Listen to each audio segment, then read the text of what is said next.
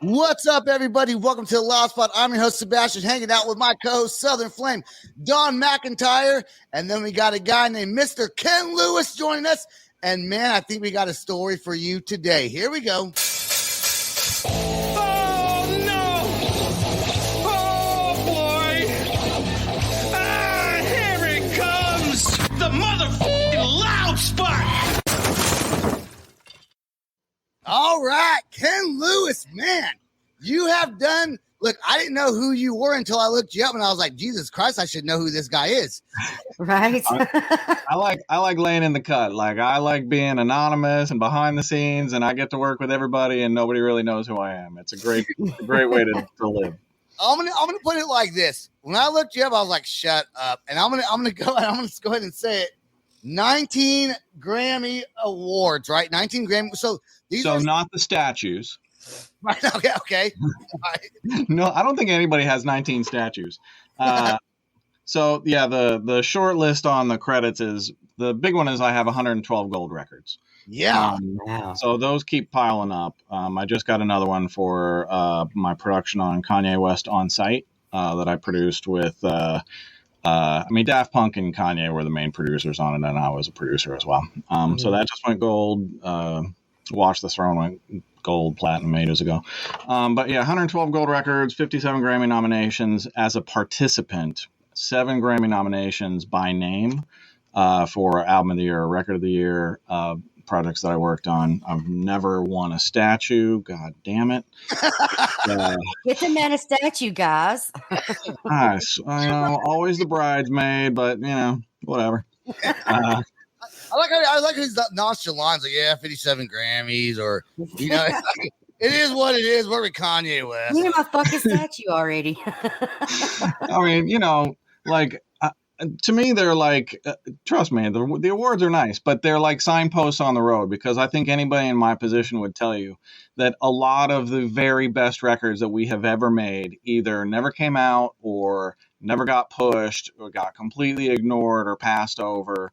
And to me, those records are every bit like, I'm as proud of all of those records as I am the big ones. It's just that those get the all of the attention. So right. What sucks is, and what you said, some of the best ones that you've done have never really got pushed or never got known. But isn't that the way it is? Like, some of the best guitar players or drummers or songwriters in the world are not known. Totally. known unless they go on American Idol. No one knows who they are.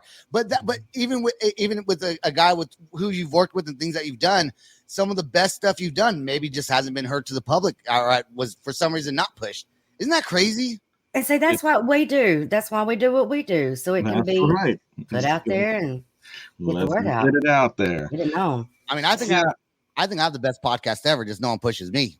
I mean, that's I think. A lot of times you have incredible musicians and vocalists out there who forget that this is actually the music business. And if you've got to figure out whatever your lane is, you've got to figure out what your lane is towards building a fan base for real. You can't just want it. You can't talk about it. You got to actually put the fucking work in hardcore to build an actual fan base. Right. Otherwise, why should anybody care about you? So, and some people just don't connect like that. An amazing guitar player shouldn't be the front man. He should be the guitar player in a band or something. Right. Or, serenade us on TikTok all night. I mean, I follow guitar players that I just, I'll scroll and I'll be like, oh, this dude, okay. For the next hour, I'm just going to fucking vibe with him playing whatever in the background. Like, I love that kind of shit. So, to me, music is everywhere. Yeah. What got you started in the whole, because I know you have your song we're gonna play here in a little bit, Danger. But what got you started in production? Like, did you go like sound engineering school? And how did you get to from Kanye West, Eminem, Taylor Swift, Usher? How did you get to where you're at today to be able to work with artists like that and not have a big old fucking ego about it as well? Because I would.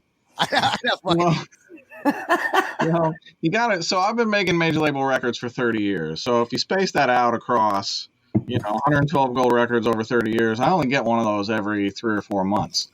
That means all of the Just other every 3 or 4 months, no big deal. Working on shit that is the grind, So I mean, most of the day to day is the grind. And when the big people call, it's I still love those moments. I just got to work on a couple of big records this past week, and those will come out and those will be big. And but I also got to work on a bunch of indie stuff that probably won't be very big that I fucking love too. So Yeah. I'm kind of all over the map, and with Obscene Stealers. So I'm in this group now, Obscene Stealers, and Obscene Stealers is myself and Michael Moss, and I come from the music industry record side of things. And Michael, my nickname for Michael is Michael Moss, the music, or the Michael Moss, the movie trailer boss.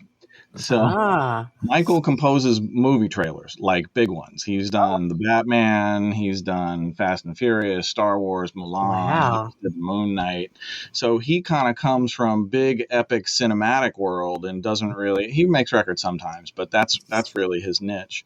And my niche is kind of the record world. So we met and worked together on a record last year. And when you just know when you meet like the person that you should be making music with. And I think both of us were just like, this is really good. We should do more of this. And we did. And I was just like, holy shit, we're making some fucking amazing stuff. So we kind of kept going with it. And then we just decided to start releasing music, which we're releasing our second single, Side Effects, on Wednesday. We released Danger 3 weeks ago, and for a new artist that nobody's heard of, we're doing really great at streaming so far. And is this like your first go around with making your own music and releasing it? As the artist, yes. I've never been the artist before. That's impressive. Now here's the fun. Going from producing and doing all these different artists that you've worked with, doing your own thing. Do you see a different side of the industry as far as pushing your music out there? Is that something that you didn't maybe you understood it, but didn't ever really live it? Is it different than what you thought as far as pushing an album goes or a single? It's a little bit, because I've developed artists a lot over the years. So I kind of understand the process of artist development, and I can apply my previous knowledge to, being an artist myself. But still, filling the shoes yourself is a totally different role, and you realize you have to put yourself out there in a different way. And like I said before, you actually have to do like real fan building if you want real fans. Yeah. And so we're, I'm doing podcasts now, and I'm trying to get out there and make sure that people hear our music, and we're hoping to also do great in the sync world, film and TV and stuff like that. So, I'm trying to pull him into my world, and he's trying to pull me into his world, and we'll see how it goes. Best of both worlds. There you go. I've noticed you've done mostly, as far as what I could tell, mostly hip hop and pop music, right? And your song kind of falls along those lines. Is that kind of your niche, something that you are more comfortable with than maybe like a metal or acoustic band or something like that? Oh, Avenged Sevenfold has had me produce for them. Oh, nice. Yeah, I've produced some metal for sure. Okay. I don't know. This isn't metal. It's more like heavy rock. But a group called Des Rocks, we produced those from scratch, and that whole project, the first 2 EPs, were completely done by us, and it's streamed about 150 million streams by now. We've licensed unbelievable amounts of licensing. And so, yeah, I do a lot of rock, and that's like kind of back to those are the types of things that unless you really know who Des Rocks is, you don't know. You've never heard of him, but it's some of my best work, and it's some of the work that like does really well for us in like a rights sense, because he's been independent most of the time. So the rights come to us instead of a label, which is fantastic. Nice. Do you get to know the artist when you're working with them? Like, do you actually get to meet them, or does someone just send you the files and say, here you go, work on it? It can go anyway.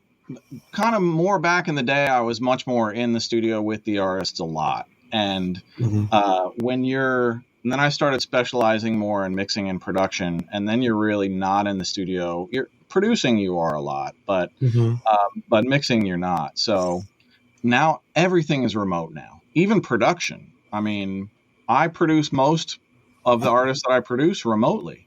and then maybe they fly in for a day or two or a week for vocals or something like that. Like they gotta be with me for vocals, but all of the other production, we can be anywhere in the world, which is kind of the new music industry, and I love it. I was supposed to say it's kind of convenient for you as well, isn't it?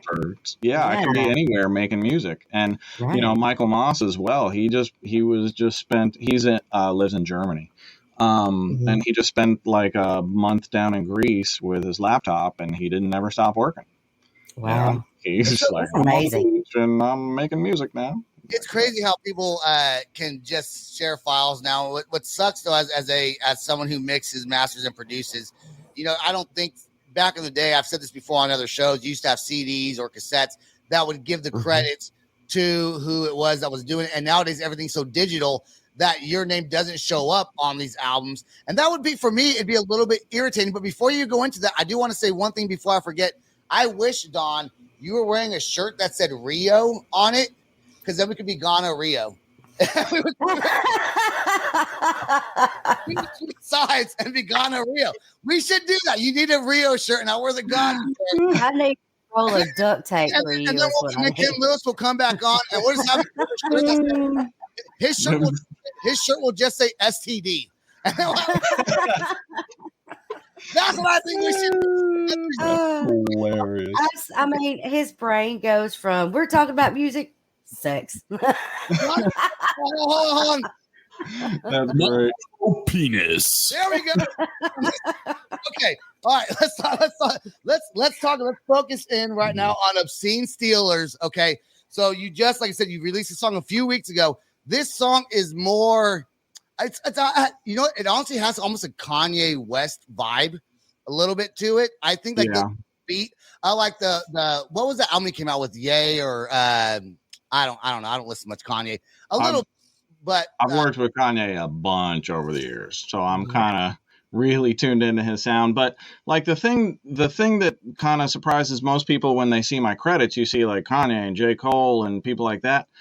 But most of those big credits, they brought me into their world because I can bring a different style of music to them than they can get themselves.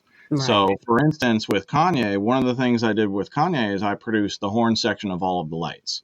So when he called me to do it, he didn't call me and say like, well, do you know how to produce horns? He just figured that I would figure out how to do it because that was always the role I had with Kanye. Like Kanye had an idea and he had a vision for it, but he couldn't execute it or didn't know how. And then I was the guy that was like, hey, you figure it out. So I became the you figure it out guy for Kanye, which was a fantastic role. And then other people started finding out like Drake and J. Cole. So I started becoming, kind of a designated hitter for a lot of those guys as well. Wow, and, that's impressive. Yeah, but a lot of that is like, I did live choir and live string sections for J. Cole. Oh. Yeah. People look at that and go, oh, you're into hip hop, right? I'm like, yeah, I did the string section. That's amazing. Yeah. Is it hard sometimes to work with some artists that because some people are just really hard to work with, right? Like they just have a certain thing that they want. And you're here trying to do your best. And you don't have to say who, but has there ever been an artist that you've worked with that just is like, dude, just shut the fuck up. Here's what I did for you. You're done working on it. Here's what it is. Has there ever been someone impossible to just almost please? Well, I don't think I don't know. I don't really think about the impossible to please people. I think there are a lot of artists who are scared to finish because once they complete their song or their project, then they can't change it anymore. And now they must be judged by everybody on it. And that's a terrifying place for some artists to get. And you as a producer or a creative working with them, you have to kind of identify and manage that. Like that's not something for my role to be like, well, that fucking asshole won't do keeps asking for. It's my job to identify that as going, oh, what are they worried about right now? What's the real issue? And that's the psychology of record making that 30 years of this teaches you. I mean, I would say 7 Grammy nominations, bitch. Fuck you. Here's what I did, motherfucker. Deal with it. I mean, I have my limits. I find that I try and, it's usually really black and white with me. I can tolerate a lot until a certain point, and then once you cross, Don't get disrespectful. Your ass is out. I'm just like, okay, I don't need this anymore. I got all of these other things. I don't know what you thought I would need, but not here. So, All right. Quit Job. Rhea, goddamn it, and just get on with the show. So what do you want? yeah. But I'm honestly really lucky that most of the people in the music industry that have survived it are really fun to work with. Because if you aren't capable of having a great time in the studio, you're probably not going to survive this business. Right. It's a one-time business. And most of the best music is either created by people who are in the darkest place by themselves or in a fun room full of people just batting ideas around the room and reinforcing each other and creating. I wonder how many times there's been someone who has just a one hit, they call them one hit wonders, right? They have one hit because their song's really good and it gets pushed and everyone loves it. But if they're hard to work with, no one's probably going to want to deal. You have to be a salesperson almost yourself, even as an artist. And if you're hard to deal with, no one's going to want to work with you. And then you're not going to have any more great songs. The kiss of death with that is really the money issue, where people go from making zero to just having more money than they fucking know what to do with. And then the ego inflates and they think that train is just going to keep going. And then this one was so easy. I don't know how it came, but boom, boom, boom. Here it is. The next one's going to come. And you know what? You actually either got really lucky or just caught a moment. But the next one, you're going to have to put in some real work. And a lot of those people just forget that. And then they course correct too late. And then, a year or two late, they're like, oh, but no, I'm back. And everybody's like, dude, you're so fun to talk to. I'm definitely adding you on my socials. I want to keep in touch with you. I'm telling you, we've had this string of really good people to talk to recently. We just That's great. So I watched a few of your interviews, bits and pieces of them before I came on, so I kind of wanted to get to know you guys. So you kind of thank you so much. I'm enjoying talking to you. You're so informative and fun. Yeah. Speaking of broadcasts, so the first Wednesday of every month, I do a live stream from the studio called Mixing Night. I saw that. Yeah. So the next Mixing Night is Wednesday, October 5th, coming right up. Nice. And I go live 8 to 10 Eastern. And I basically do live mixing, live giveaways, interviews, ear training, beat challenges, all sorts of crazy shit. And it's just 2 hours of fun. What platform is that on? YouTube. It's YouTube / Mixing Night. Yeah. Nice. And let's what's that? Let's go into. I want to talk about your mixing night, and I want to talk about your payments and what you take on your website. I want to talk about all this, but I do want to play your song before we get lost in the conversation. We can just go on and on and on and talk and talk and talk. But you're really fucking good. This is Obscene Steelers featuring Diraj. Is it Diraj? And what do you do on this song before you play it? So me and Michael created all of the music, and Diraj is the feature artist. Okay. All right. Here we go. Let's play it right now. Obscene Steelers, Mr. Ken Lewis. Thank you for being on here. Let's go. Thank you. Yo, this the moment I was born for. Running on a long road. Who can stop me? Only Lord knows. Only Lord knows it's the alpha. Flame that can move mountains. If you ever try to doubt him, you already know the outcome. What you thought it was, man, it's time. I am the one. They about to see that I'm second to none. I'm on the run. How can I stop when we only begun? See an army circling round, top of your lungs. Go let it out. Blowing the horn, let the trumpet sound. Put up your walls, we tearing them down. Jericho, danger, danger, danger. It's coming down. Jericho, danger, danger, danger. It's coming down. Jericho, it's coming down. It's coming down. It's coming down. Danger. It's coming down. It's coming down. It's coming down. Danger. It's coming down. Danger.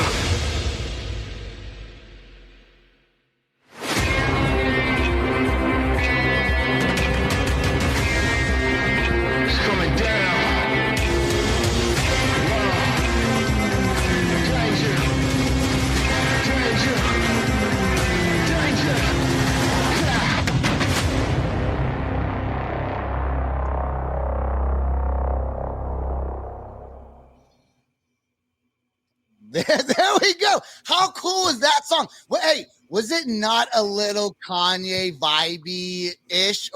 Oh, how could it not? I mean, I've done so many, I've done so much work with Kanye. How could it not be inspired by Ye? He's cool. brilliant. I got a lot of techno and bass nectar vibes off of that. Yeah, that would be great at concerts like that. And the next song is going to be epic pop. It's like this real dark epic pop. The song is called Side Effects, and it's basically about being kind of a love addiction. And like a withdrawal from love. So we're going down these kind of different musical lanes. The cinematicness of it is what's going to tie everything together. But we'll do some hip hop and some epic pop and some, who knows, EDM. We got some heavy guitars cranking in the next one. So you never know what you're going to find in our productions, but it's always going to be a hybrid of, some crazy shit. I think it'll be fun to find out. It just sounds so good and so just smooth sounding. It's incredible the music that you guys are making. Let's go into, so you, I guess, do you help artists when you go live on YouTube? Are you helping other smaller artists out? Like, what is the whole, I guess, what's the goal of when you go live? What's the platform for? So Mixing Night started at the beginning of lockdown during the pandemic, and it was really my way of going like, oh shit, everybody's going to be stuck inside for a long time. I have all this gear and I know how to use it. So let me just start broadcasting. So it eventually started out as Q&A with Ken, and then it bloomed into Mixing Night over time. And now we have a plugin. We have Greenhouse, which is one of my favorite plugins I've ever used. But the show itself is like, it was really my community building way to just kind of keep something for people to do and to keep people engaged and connected during the pandemic. And it just resonated so well that I just kept it going. And now it's the thing that we can't live without. So now, I mean, we don't make a dime off it, and it takes like 2 or 3 hardcore days of prep with a bunch of people, but we all love it so much that we just find, we do it. I noticed on your website, there's like a payment button or reach out if you want to, maybe an artist wants to reach out to you for you to work on their album. One, before we even talk about costs, has someone ever reached out to you, just some no-name guy who lives in, we'll say, Alabama, where Don lives, some hillbilly town in Alabama? Yeah, you wait, Blanche. You just wait, Blanche. She calls you Blanche. I got one of my best friends is in Alabama. Aw, hey, Sebastian. Have you ever had someone, just some dude or chick or whoever sends you music and you're like, holy shit, this is good? And can you also decipher, even if the recording sucks, can you know in your head, I can make this sound really fucking good? Yeah. Yes. Yeah. That happens. So, yeah, the music industry has changed, unfortunately. And for better or worse, it's a TikTok world now. Right. And I've basically stopped developing other artists because the way that you get artists signed to labels now is through getting successful on TikTok. And I don't want to spend my time there. Isn't that so, man? It's fucked up. But fucked up. But short attention spans now. Yeah, it's killing it. I mean, that's why Danger is 1:40. The original version of it was like 2:30, but we are crushing it streaming as an artist straight out the gate with no label, with no support. We're doing really, really well at streaming early on, and I think the impact of the song and the shortness of the song really helps with that and keeps people engaged and listening all the way through the end. Because on a nerd level, there's all these algorithmic things that help your streaming numbers. Yep. And the kiss of death is somebody skipping in the first 20 seconds. So it's boom, and you're right in. And you have to be right in your face from the get-go. Exactly. And it's, and we're trying to take them on a journey. We're trying to be like, if there were no vocals, you would know what was happening just by the music changes and the impact and the ebb and flow of where the music is. You would know, oh shit, this must be the verse. Oh, of course, it's got to be coming. Oh, we're in it. You know, it's like Algorithms are so insane, and what's crazy is you put stuff on maybe TikTok or YouTube or whatever, and everyone wants to do their hashtags, right? The hashtag this that. I don't think hashtags that has nothing to do with algorithms, because I have a video I put on TikTok that has like 67,000 views or something. It's not that big, but it's for me that's pretty good. And I don't think I hashtag a goddamn thing on that thing. I just put it on there. But if when I hashtag things, it's almost like, what's the point? It doesn't matter. Algorithms aren't going to pick it up. I guess you look it up from hashtags, but does not do with the algorithms and how well your video does. The algorithms always change too. So you don't really ever know what they're picking up on. You just hope that, we've reached out to a lot of small playlisters, and, we're not going for the 10,000, 100,000 playlists. We're going for the 1,000, the 500 playlists. Right. If we can get on 3 or 5 dozen playlists of 500 people, then we're going to get regular streams, and that's going to build. And then we can take that momentum to the bigger playlisters and go, hey, people are listening. Look at our algorithm. You want us on your list. We're performing really well. Mm-hmm. And, as an artist trying to build, you got to be really strategic. If you want a long-term success as an artist, you got to look at the business aspect of it and how to navigate best, or you're just going to be throwing shit into the wind and hoping people listen, and people don't listen anymore. Right. Hear that sound? Is that the baby? That's not me. Hold on one second. Hold on. No, it's not you. It's gone. Gone. It's me? Yeah, you got some noise going on back there. Oh, okay. Hold on. There, it went away. There it goes. It's gone now. All right, it's gone. It's gone. So I want to ask you let's just say, I muted her. No, Don, you muted yourself.